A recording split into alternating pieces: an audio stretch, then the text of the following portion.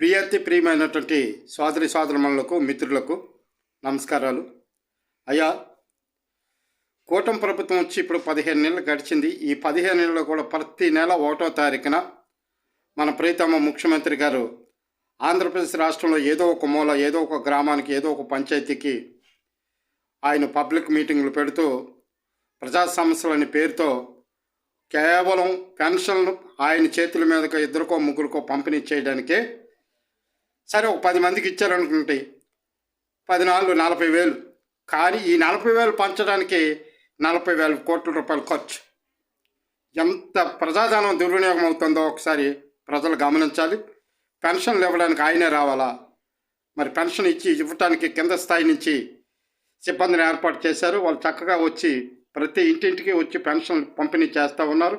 ప్రతి ఒక్కరికి కూడా టైం అయ్యేసరికి ఉదయం 7 నుంచి 10-11 వరకు కూడా, మరి 3వ తారీఖు వరకు కూడా మీరు ఇచ్చినటువంటి విధానాల ప్రకారంగానే వాళ్ళు పంపిణీ చేస్తూనే ఉన్నారు. అందరికీ సక్రమైన మార్గంలో ప్రజా పంపిణీ జరుగుతూ ఉంది.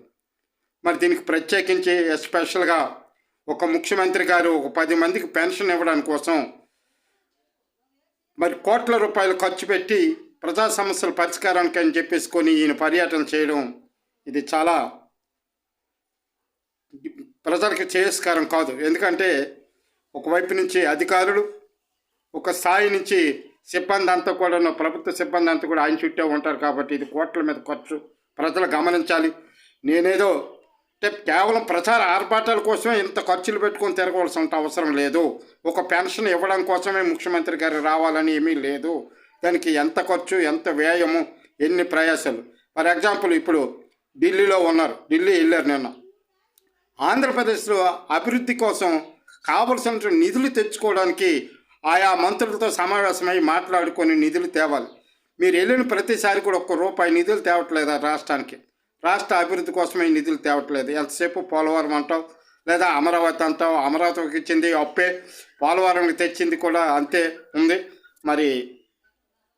మరి మీ యొక్క ఆ బాధ్యత గల వ్యక్తులు మీరు ఈ రాష్ట్రానికి ముఖ్యమంత్రి అయి ఉన్నారు. కాబట్టి మీరు ఢిల్లీ పర్యటన అంతంత మాత్రం ఇంకా నేను వెళ్ళి అడవిడిగా మరి విజయనగరం జిల్లాలో ఈరోజు పెన్షన్లు పంచడానికి మీరు రావాలా? ఇది సరైన విధానం కాదు. మీ ఫోటోలు కూడా మీరు ఆఫీసులో లేకపోతే ఎక్కడో చోట మీరు పర్యవేక్షణ ఉండాలి. ఇప్పుడంతా బాగా సోషల్ మీడియా ఉన్నది కాబట్టి మీరు అధికారులకు డైరెక్షన్ ఇచ్చి సక్రమైన పద్ధతిలో ప్రజా సమస్యల పరిష్కారానికి కలెక్టర్లు ఉన్నారు, వీళ్ళందరితో జరిపించవలసింది పోయి మీరు నేరుగా కోట్లాది రూపాయల ప్రజాధనాన్ని దుర్యోగం చేసి